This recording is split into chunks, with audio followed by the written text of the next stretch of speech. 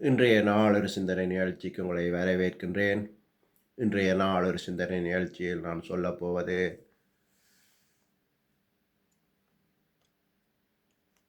என்னுடைய நண்பர்கள், எனக்கு தெரிந்தவர்கள், நான் கண்டவர்கள், இவர்கள் சில நேரம் ஐயோ ஐயோன்னு சொல்லியிருப்பார்கள் சில விஷயங்களுக்கு.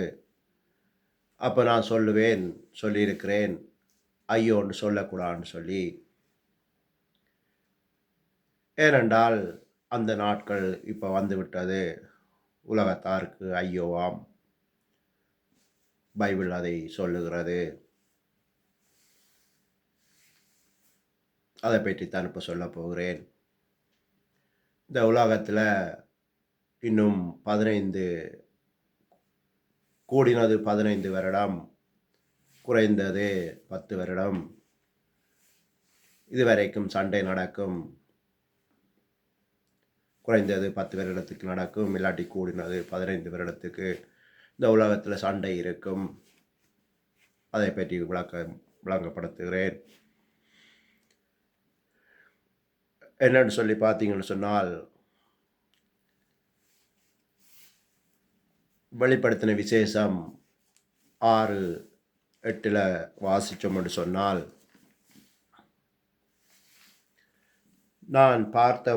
வெளிப்படுத்தின விசேஷம் 6:8, நான் பார்த்தபோது இதோ மங்கின நிறமுள்ள ஒரு குதிரையை கண்டேன். அதன் மேல் ஏறி இருந்தவனுக்கு மரணம் என்று பெயர். பாதாளம் அவன் பின் சென்றது.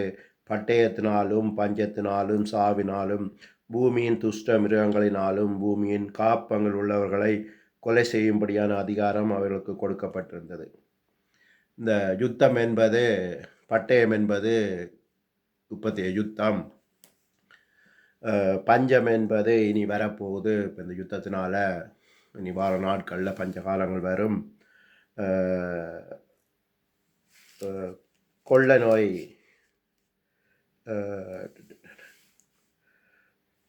கொள்ளை நோய் என்பது சுஷ்ட மிருகங்களினால் வரும் கொள்ளை நோய் என்பது நாங்கள் பார்த்தோம். கொரோனாவை இந்த காலம் 2020 துவங்கிவிட்டது. கோவிட்-19 2019 டிசம்பரில் துவங்கியது. ஆனால் 20லேருந்து எங்களுக்கு கணக்கு. அந்த 20லேயே துவங்கிவிட்டது இந்த இந்த ஐயோன்ற காலம். பார்த்தோம், நாங்கள் கொரோனாவில் சனங்கள் இறந்தார்கள். 11 லட்சம் சனத்துக்கிட்ட இறந்திருக்கிறார்கள். அதுக்கு பிறகு 2022 ஏதோ ரஷ்யா உக்ரைன் சண்டை துவங்கியது. அது அந்த பட்டயம் யுத்தம் துவங்கி விட்டது. அதுக்கு பிறகு 2023 நினைக்கிறேன்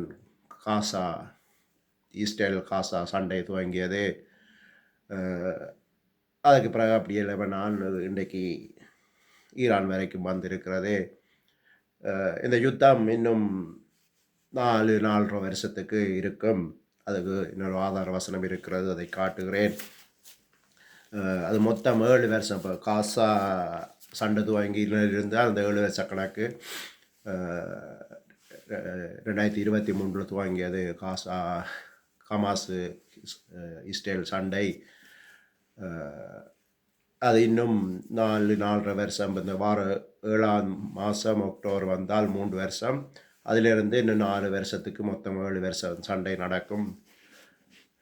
அதுக்கு ஆதார வசனமாக இஸ்ரவேல் பட்டணங்களில் குடிகள் வெளியே போய் கேடகங்களும் பரிசைகளும் வில்லுகளும் அம்புகளும் தடிகளும் ஈட்டிகளும் ஆகிய ஆயுதங்களை எடுத்து எரிப்பார்கள். 7 வருடத்துக்கு அவைகளை எடுத்து எரிப்பார்கள். இது ஹமாஸ் இயக்கத்தில் துவங்கியது. 2 வருஷம்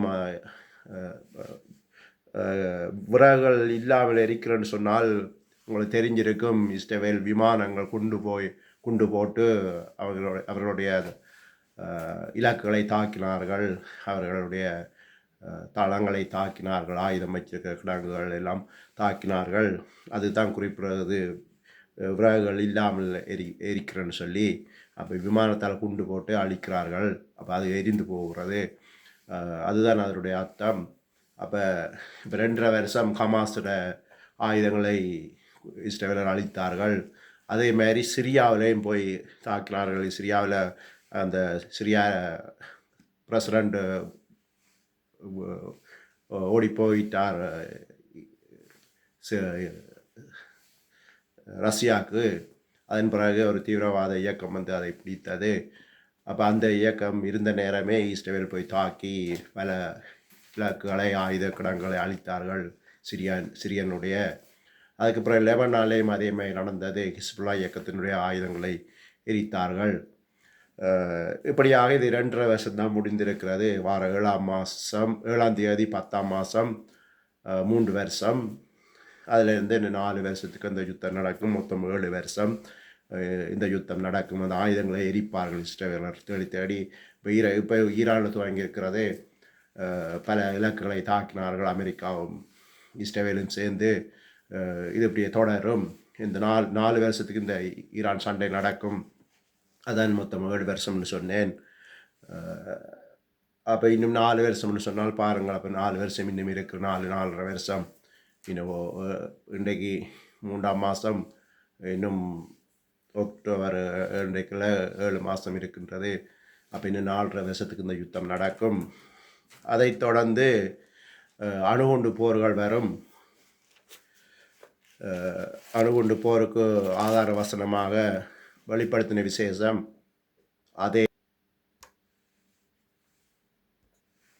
இந்த அணுகுண்டு போருண்ட ஆதார வசனம் 6:12 வாசிச்சிங்கன்னு சொன்னால், இதோ பூமி மிகவும் அதிர்ந்தது, சூரியன் கருப்பு கம்பளியைப் போல் கருத்தது, சந்திரன் இரத்தம் போல் ஆயிற்று, அத்திமரமானது பெருங்காற்றினால் அசையப்படும் போது அதன் காய்கள் உதிர்வது போல வானத்து நட்சத்திரங்கள் பூமியிலே விழுந்தது. வானமும் சுருட்டப்பட்ட புஸ்தகம் போல் ஆகி விலகி போயிட்டு, மலைகள் தீவுகள் யாவும் தங்கள் இடங்களை விட்டு அகன்று போயின.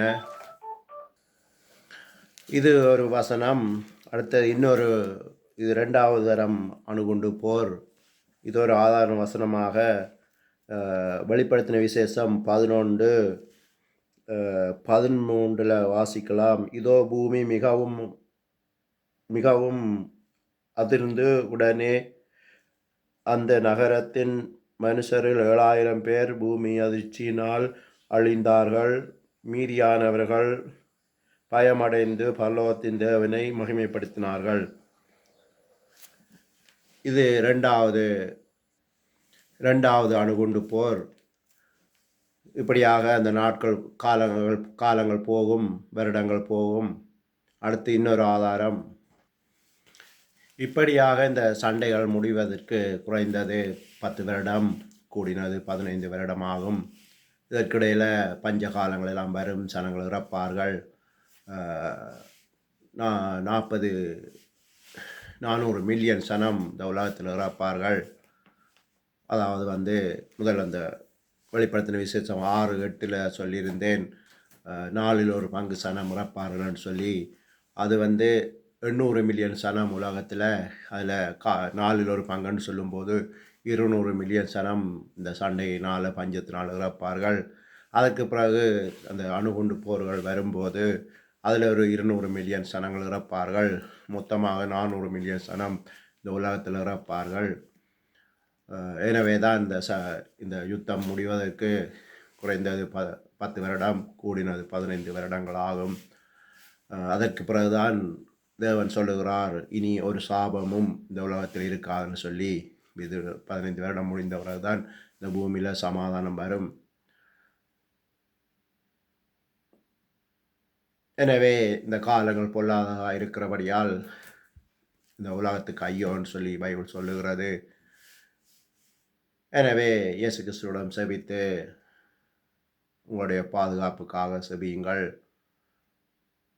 உலகம் தர முடியாத சமாதானத்தை தருவன் என்று சொன்ன தேவன், சமாதானம் அவரிடம் இருக்கிறது, அவரிடம் கேளுங்கள், நிச்சயமாக உங்களை பாதுகாப்பார் என்று சொல்லி இன்றைய நாள் ஒரு சிந்தனை நிகழ்ச்சியை முடித்துக் கொள்கிறேன். நன்றி, வணக்கம்.